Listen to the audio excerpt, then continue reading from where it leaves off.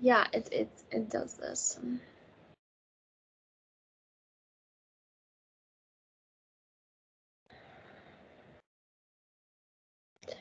Oh, how I see you. It's like you look like a big dandelion, but you are this bright green. You know those little like parachutes or whatever you call them on a dandelion flower. But those are like bright green. That reminds me of Dr. Seuss. And you're just so big. You call yourself Mother Green Universe. That came to me before, actually, when you were talking. And you spread your arms. It looks like the whole thing looks like energy, right? You spread your arms and you kind of like hug your creation, but you're so big. Your soul is huge. I don't even see where your energy sphere ends. Never seen anything like this. It's just like a large field of creation, but it looks like a big bubble. It's almost like, I think it's your universe, your own universe.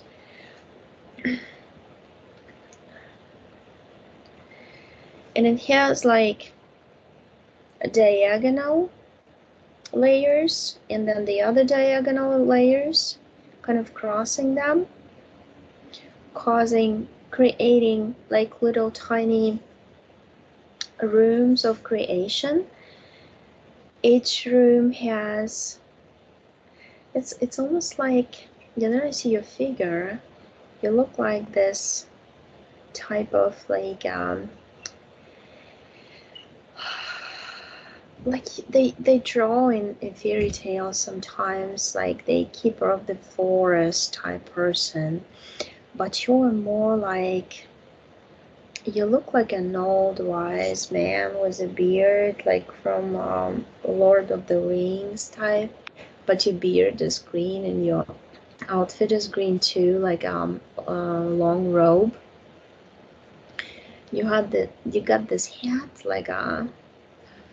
um, like that person that does horoscopes or whatever. I mean, it's just like old kind of fashion type hat, like a gnome. And what you do is just you have like a wand in your hand. You created that wand. It looks like a stick from a forest, but it's not the stick. You charge it up with your energy, and around it, it has like leaves that covers, when you hold it, covers your fist, like your hand, and you touch each of those boxes. It kind of looks like boxes because if you crisscross, you create like little spaces, and in all those spaces, there are different shapes of, they almost look like pearls or eggs, but they're shiny energy. And I'm focused on this one, and you're creating this little there's little multicolored dragons. I see like a bright purplish and whitish color.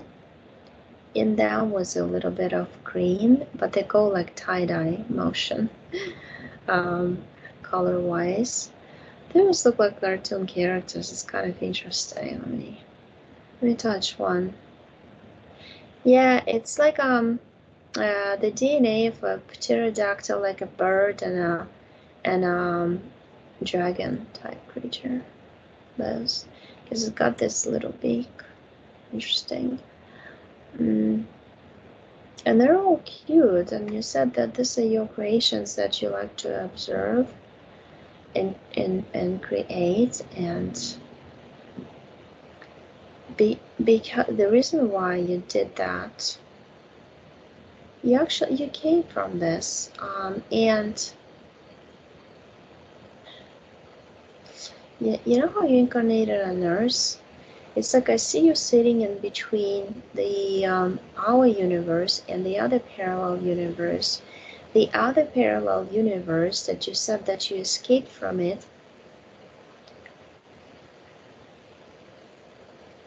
because there was like a war going on or something. I see a lot of explosions going on, and you didn't want to participate in wars anymore because you've seen too much of it, and you created this your own space, basically. This green universe. As a creator, you can create a universe, no problem. So I created this safe space for yourself. And from that, I see like a little green thread going to you right now, in your incarnation now.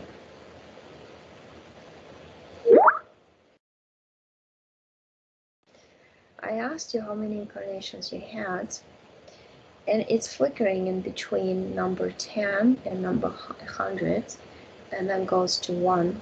It's kind of interesting because from your perspective, it's all one life with different aspects to it, let's say, different sides to it. So you kind of created the same life scenario for yourself, multiplied it by hundreds, and did it with different souls, the different souls in each life.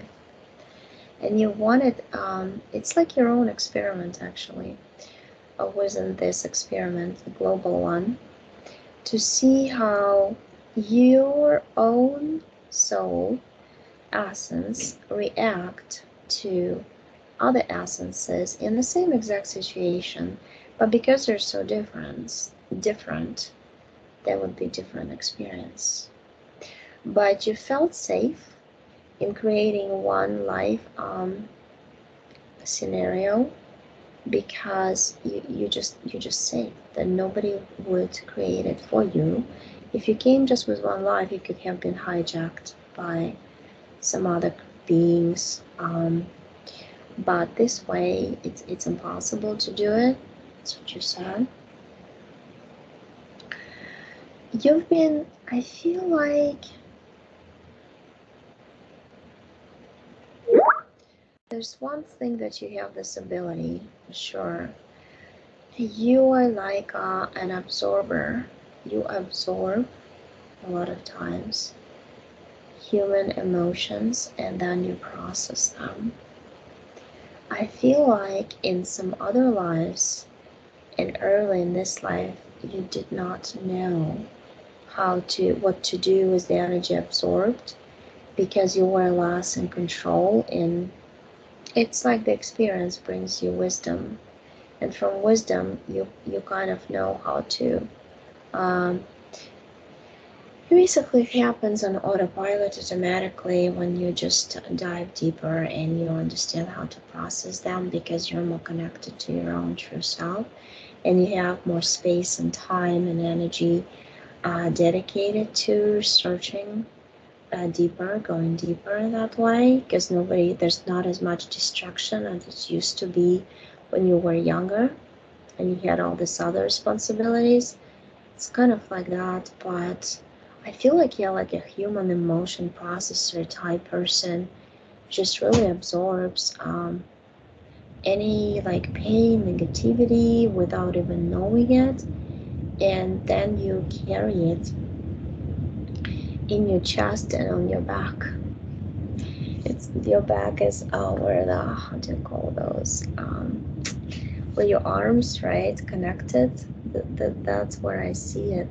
It's almost like, you know, those little beeps that they have for children. It kind of looks like this. It goes like over your chest and on the back the same way.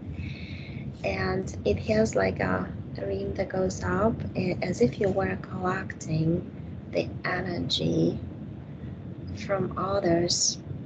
But then right now you didn't have it before, but now you have some sort of processing mechanism that you created yourself, that you process it and just discard it, throw it out, and it kind of blends into with the air and the elements as a neutral energy, that energy of creation. You just throw it out as a neutral energy of creation, basically. Dismantle it and throw out. You have this way of dismantling things into tiny little molecules that molecules to the point that we cannot even would not be able to see with any machine or microscope. Nothing would work to see that, but you do that.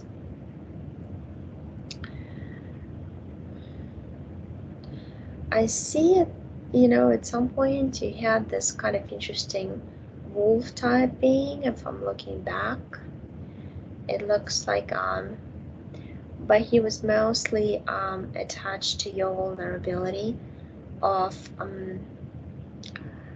being emotional sometimes, especially when you had like little children or all these years of having them.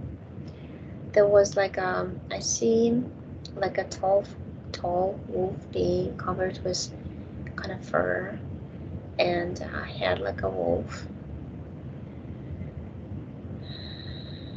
He came to you during one of the pregnancies, for sure, because he was watching.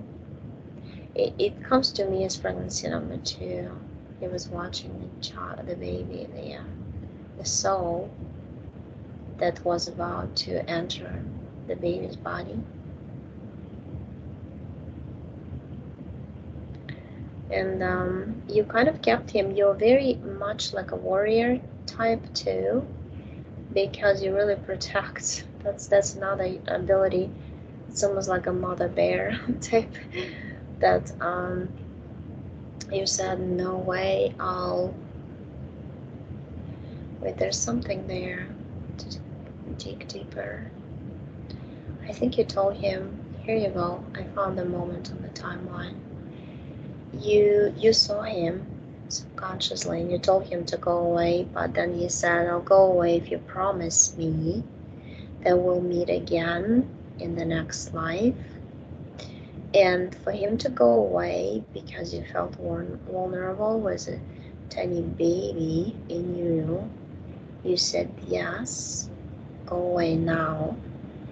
And he left. I see him kind of like hanging off of your bubble of your universe, like a cosmonaut type, waiting for the right moment. But he cannot enter your energy sphere, which is your universe itself.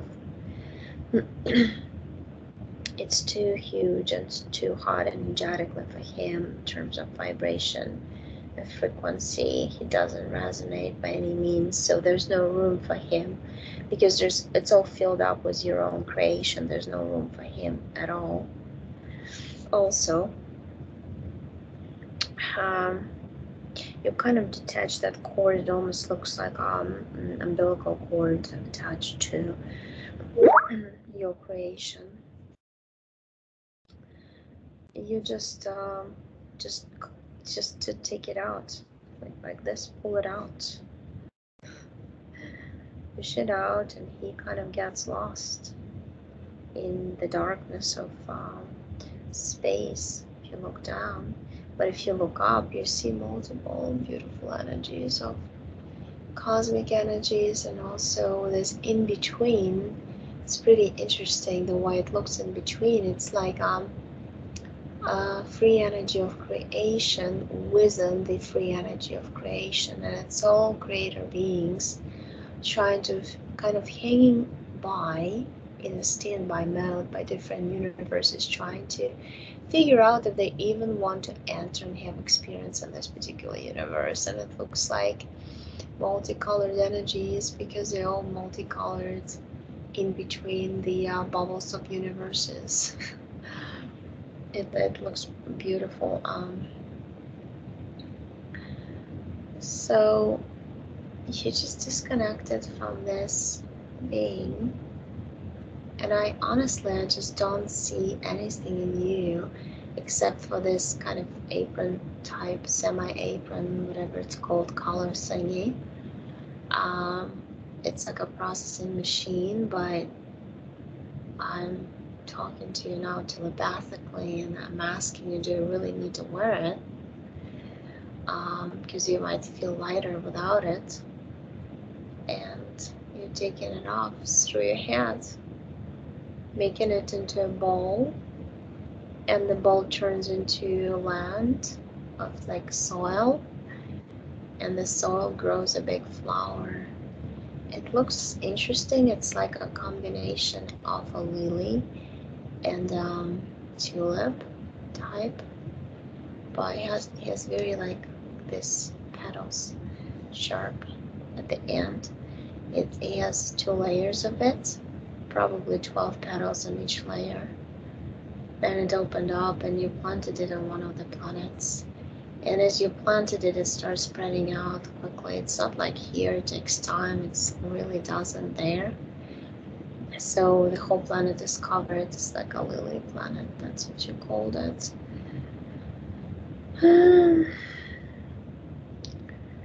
And yeah, you're just this bright green, fluorescent, almost energy of creation. Human experience within its own energy sphere, basically.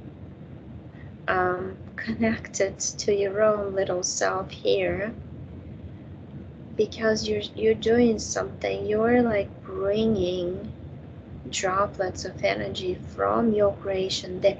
Oh, I understand how it works. As it expands over there, because you create with thought, right? By thought, it expands. You expand it by thought of creating something new.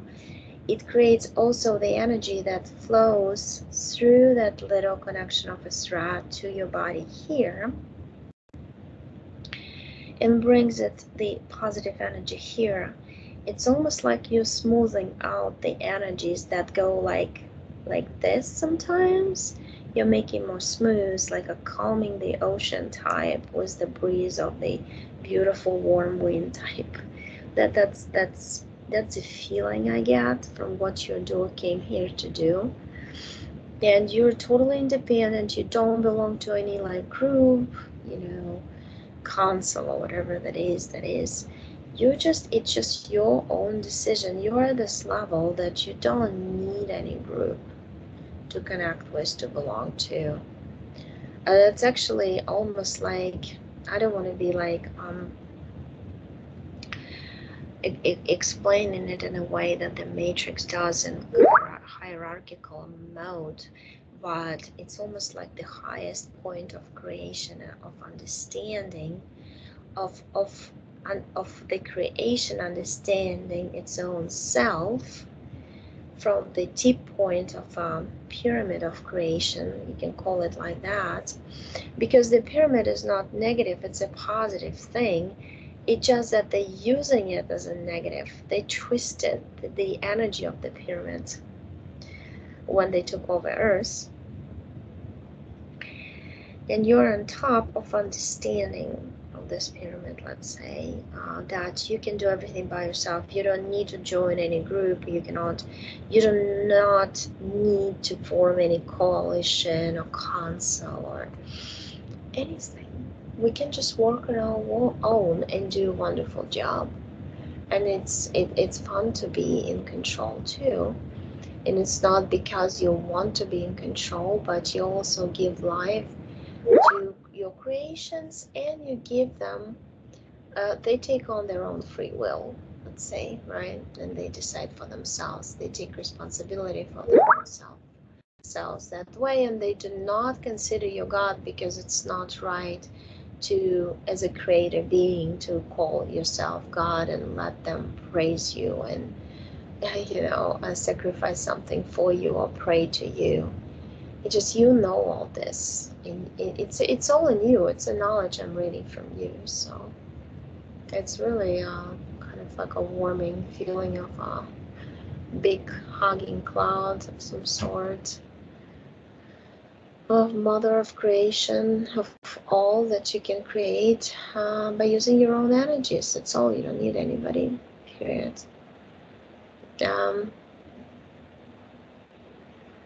It's really funny. I mean, it's just like There's nothing really to do here. But you're helping. There is not too many of you. I don't feel like there are too many. But 5,000, that what came to me, 5K in my mind, of souls like yours who came here with that understanding that you have, that you can just bring energy on your own. And what you did, you created the thread that was higher of the perception or the energy of speed of light, what we call. There's some force that a soul can create that faster than speed of light. That's what you use to avoid all the filters of the earth. The filters still got attached to you because you were communicating, and you've been in a family. So obviously family brings its own sets of beliefs, and belief system is formed as you grow, and some things you accept as your own and you take them as your own belief. But it's like not much sticks to you, really. But you developed some, it's almost like I feel like at times you would get frustrated with humans because you don't understand why they don't understand. And that caused some of the spontaneous emotions and reactions, also based on you collecting the emotions from others. So if you collect the negative emotions or feelings like fear or anxiety from others, you yourself sometimes was almost spit it out as immediate reaction to the words that they would say towards anybody or towards you. But I feel like you will understand all of this. I see you in two places. I really see you on Earth. There's big green sphere of your green universe that you created. And I also see you out there. It's just that big, large platform of that you can call source. But we're all there. It's like a large room and we're all there. You can call it a console, a creativity room, imagination facility, whatever you want to call it, or source. I just wouldn't call it God, because for me it's vibrationally, frequency wise, it sounds kind of low to me. But you can call it anything in your perception, really. But that's where our energy is, and always will be, and always been. And that's where we come from, down to different universes to experience. Because it's fun to experience also. It's not fun to sit around and watch. You can't, it's not fun to sit at home and watch the movie of a beautiful place in the mountains. You'd rather go actually physically to those mountains and experience it there. Breathe the air, see the light, flowers, greenery, climb the mountains, all this stuff. So that's what we do, kind of come down to experience it.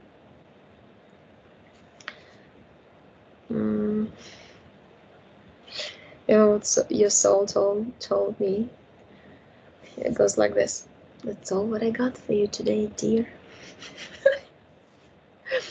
I don't know, it's really funny. I don't know if you have questions or... I don't. I might in the future, but I don't today. You're like you know how you are. Here's how you are.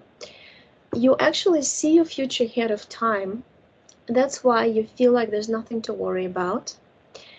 And you've lived through your future already because you're the director of your own scenario, of your own life / movie. So You've already created your own movie. Why would you worry about it, about the end, about the future events, if you are the one who created it and you 100% trust in your own creation? Period. That is pretty accurate. Yeah, well, that's what it is. I guess I just wish I could help other people do the same thing. Yeah, but it's all experience. It's like, imagine a little bubble. It's a baby, energetic, right? And so it throws its little stars like anchors to different realities and gets experience. It draws. As it draws experience, it expands in its perception. It builds on different perceptions, understanding that everybody is unique and different, you know? And you have to accept that. You have to understand that. Based on everybody's experiences in different realities, they're all unique and different.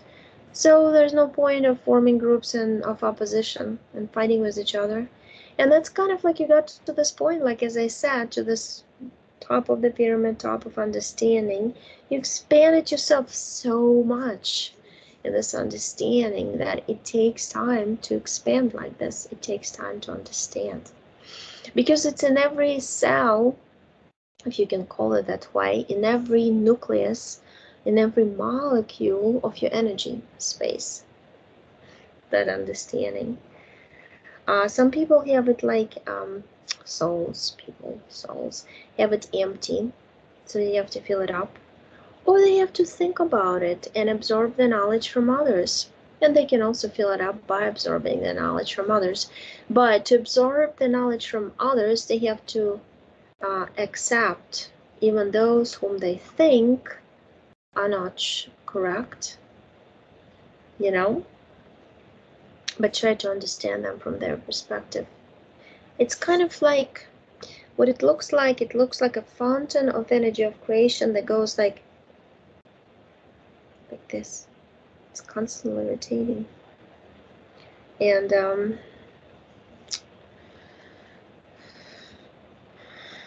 we're all in this fountain. And it's like, if you look at it, it looks like a body of a human, let's say. Let's compare it with the body. Would you reject your head or your arm or your heart or some other organs just because you think that perception of that organ is different from yours? Of course not. You're not going to do it, because you're going to ruin your organism as whole and you're going to be sick.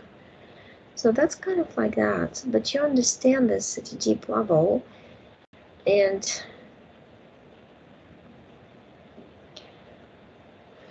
that's what it is. I mean, you're just like huge. You're really huge. And there's no limit to expanding. You can expand even more. You can form 2 universes out of you. You can form 3 if you wanted to. You know what I mean? But you got to this understanding that you can. Other souls, if they incarnate in other bodies, they limit themselves by their perception. Oh, I'm small. I cannot even form a star or planet. And by that, they're limiting themselves. If they don't, they could create a universe. No? If they say, I cannot do that because, and their rational mind goes into the mode of, well, because I don't have enough this and that, I cannot do that, that limits them automatically. And that's what they need for accomplishing this very thing they really want to experience is never going to come, because they already limited themselves by saying that they cannot. You know what I mean? It's kind of like, and you keep the possibilities open, and that's why the doors are always open. And since the flow of energy goes in and out, and the doors are open, just goes in and out. But I mean, you can write a book about all of this yourself. I feel like you have to start like writing something, posts or articles or something like this, because I think it would just flow through you. It would be all. It's gonna be also almost like automatic writing that you can do. And there you have experience. You have a lot of it. And just you have to go into this, happy state of relaxed mind when you are in nature, and start writing something, your thoughts. And I think people would really enjoy reading your thoughts, a reflection on your life, different experiences and stories and things like that. So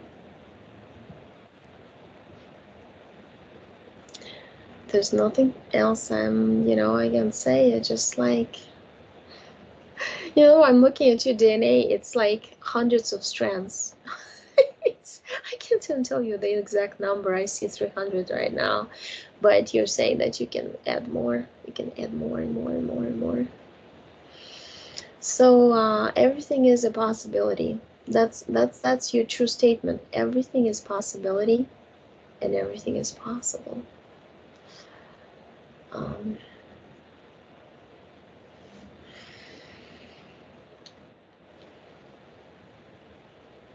My head is spinning. I'm like I'm not even on Earth. I'm somewhere. I don't even know where I am. But in this place where you are, no fears of death or anything like this. It does not exist. Like nothing exists. Just you exist. Oh, I exist,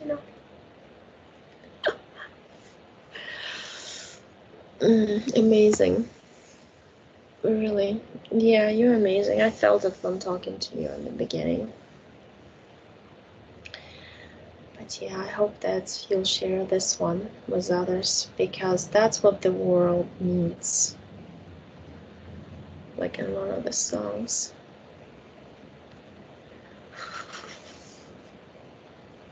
But we can look at your relatives if you want. I mean, we can make this a separate session, and